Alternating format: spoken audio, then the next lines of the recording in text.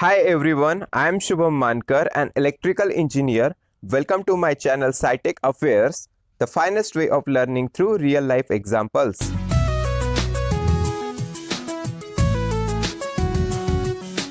अब हम लोग पढ़ेंगे स्केलर क्वांटिटीज और उसके बाद हम लोग पढ़ेंगे vector quantities. So which quantities are said to be scalars? These are length, area, volume, speed, mass, density, temperature, power, energy, entropy, work, etc. Now we will try to understand कि इन सारी quantities को आखिर scalar कहते क्यों है. अगर बात करें लेंथ की तो इस पेन की लेंथ है 15 सेंटीमीटर. अगर मुझे इस पेन की लेंथ को इसकी लेंथ के डबल करना है, मतलब अगर ये 15 सेंटीमीटर है तो उसे अगर 30 सेंटीमीटर करना है तो मैं क्या करूंगा, सेम लेंथ की एक और पेन यहां पर ऐड कर दूंगा.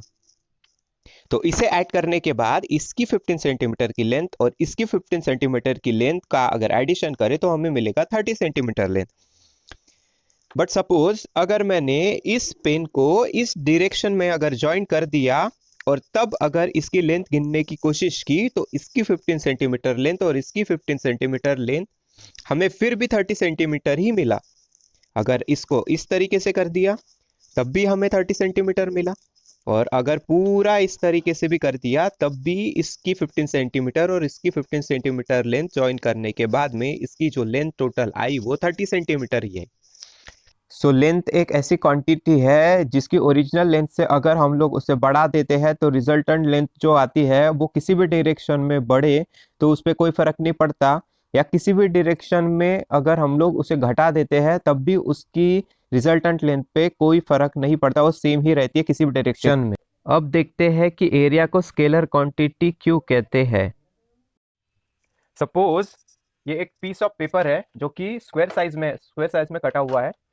इसकी लेंथ है 15 सेंटीमीटर और इसकी ये वाली लेंथ है दूसरी वाली 15 सेंटीमीटर. तो अगर हमें इसका एरिया ऑफ स्क्वायर अगर निकालना है तो एरिया ऑफ स्क्वायर क्या होता है, एरिया ऑफ स्क्वायर होता है इज इक्वल्स टू साइड का मतलब लेंथ का स्क्वायर होता है ये. तो लेंथ का स्क्वायर मतलब ये भी 15 सेंटीमीटर है और ये भी 15 सेंटीमीटर है, इसका मतलब ये होगा 15 सेंटीमीटर का स्क्वायर, और 15 सेंटीमीटर का स्क्वायर मतलब ये हो जाएगा 225 सेंटीमीटर स्क्वायर. इतना एरिया हो जाएगा. अगर हम लोग इसे हाफ कर देते हैं, हाफ अगर इस एरिया का हाफ ऑफ एरिया कर देते हैं तो ये आएगा करीबन 112.5 सेंटीमीटर स्क्वायर. ठीक है. तो अगर ये हम लोग देखते हैं कि इसका हाफ करने के बाद अगर इस पेपर को हम लोग ये पूरा एरिया कवर कर रहा है, अगर हम लोग इसे हाफ फोल्ड कर देते हैं तो हाफ फोल्ड करने के बाद में इसकी ये वाली लेंथ तो 15 सेंटीमीटर ही रहेगी, मगर ये वाली लेंथ घट के कितनी हो जाएगी 7.5 सेंटीमीटर स्क्वायर. तो एरिया ऑफ रेक्टेंगल क्या होता है, एरिया ऑफ रेक्टेंगल होता है एक साइड 1 इंटू साइड 2, है ना. तो ये हो जाएगी साइड 2. तो साइड 1 इंटू साइड 2 कितना हो जाएगा, एक साइड कितनी है 15 सेंटीमीटर और दूसरी साइड कितनी है 7.5 सेंटीमीटर. मिला के अगर इसे कैलकुलेट करोगे तो ये भी आएगी 112.5, मतलब 112.5 सेंटीमीटर स्क्वायर ही आएगी इसकी हाइट. दूसरी तरफ से अगर हम लोग इस पेपर को इस तरीके से फोल्ड कर दे तब इस तरीके से दूसरी तरफ से फोल्ड कर दे तब तो ये भी 15 सेंटीमीटर ही रहेगा. एक साइड क्या रहेगी इसकी, ये 15 सेंटीमीटर, दूसरी साइड 7.5 सेंटीमीटर. तो दूसरी तरफ फोल्ड करने के बाद में जो दूसरी तरफ का जो एरिया आएगा, ये फर्स्ट था, ये अगर फर्स्ट था तो ये दूसरी तरफ का जो एरिया आएगा ये कितना आएगा, ये भी आएगा 7.5 सेंटीमीटर और इस तरफ का कितना था ये 15 सेंटीमीटर. ठीक है. तो ये कितना आएगा, ये भी आएगा 112.5 सेंटीमीटर स्क्वायर. उसके बाद में अगर हम लोग इस पेपर को दोनों साइड से हो गया तो अगर ट्रायंगुलर शेप में अगर फोल्ड करते तो इस डायरेक्शन में, तो इसकी ये जो डायगोनल आएंगी ये अगर हम लोग स्केल से गिनने के लिए जाए, इसकी डायगोनल को अगर हम लोग स्केल से गिनने के लिए जाए तो ये आ रही है करीबन कितना आ रही है, ये 21.2 सेंटीमीटर स्क्वायर आ रही है. मतलब इसकी जो डायगोनल है, अगर ट्रायंगल की बात की जाए तो इसकी जो ये स्क्वायर शेप में था तो इसके बाद में ये डायगोनल ही होगी ना, ये वाली डायगोनल होगी इसकी. तो डायगोनल क्या आएगी इसकी 21.22 सेंटीमीटर के करीब आएगी. और अगर हाइट को देखा जाए हाइट को अगर गिन के देखा जाए तो 1 से एज टू एज अगर देखा जाए तो ये आ रही है करीबन 10.6 के करीब आ रही है कुछ। तो हाइट इसकी कितनी आ रही है, 10.6 सेंटीमीटर के करीब आ रही है। तो अगर एरिया ऑफ ट्रायंगल अगर हम लोग निकालेंगे, एरिया ऑफ ट्रायंगल, तो एरिया ऑफ ट्रायंगल क्या होता है, 1/2 इंटू बेस इंटू हाइट होता है। अब जब ये जो स्क्वायर ऑफ पीस था, ये जो स्क्वायर वाला पीस था, ये वाला स्क्वायर वाला, तो ये इसकी डायगोनल हो जाती, ये वाली जो लेंथ है ये डायगोनल हो जाती। तो इसे अगर हम लोग फोल्ड किए, ट्रायंगल बना दिए, तो ये डायगोनल के ही जैसा है, मतलब जो ट्रायंगल का बेस है वो डायगोनल के ही जैसा है। तो बेस, इसी को हम लोग क्या कहेंगे, बेस कहेंगे। तो ये कितना आएगा, 1.2 इंटू 21.22 इंटू 10.6। अगर कैलकुलेट अगर करके देखा जाए तो ये भी करीबन 112.5 सेंटीमीटर स्क्वायर के करीब करीब आता है। एग्जैक्ट वैल्यू इसकी 112.46 सेंटीमीटर स्क्वायर इतनी है, लेकिन करीब करीब ये इतना ही है। इसका मतलब इस पीस ऑफ पेपर को हम लोग किसी भी डायरेक्शन में हाफ फोल्ड कर दे, तब भी इसका जो एरिया आएगा, हाफ वाला एरिया आएगा, वो यही वैल्यू होगी, सिर्फ और सिर्फ यही वाली वैल्यू आएगी। हाफ एरिया जो है इसका, इस स्क्वायर का जो हाफ एरिया है वो कितना रहेगा, 112.5 सेंटीमीटर स्क्वायर ही रहेगा। मतलब एरिया एक ऐसी क्वांटिटी है जिसको किसी भी डायरेक्शन में हम लोग घटाए बढ़ाए तो भी उसके क्वांटिटी के ऊपर कोई फर्क नहीं पड़ता, किसी भी चाहे किसी भी डायरेक्शन में हम लोग घटा बढ़ा देते। इसीलिए एरिया भी एक स्केलर क्वांटिटी है। Now we will see why work is called as a scalar quantity.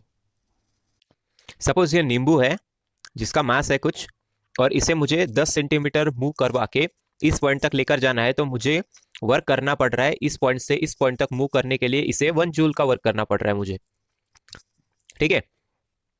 तो अगर मुझे सेम चीज अगर यहां तक लाना है इस नींबू को, और ये भी डिस्टेंस है मेरा 10 सेंटीमीटर का, तो इस जगह से इस जगह पे लाने के लिए अगर इसकी डायरेक्शन भी चेंज हो गई तो भी मुझे 1 जूल का ही वर्क करना पड़ेगा।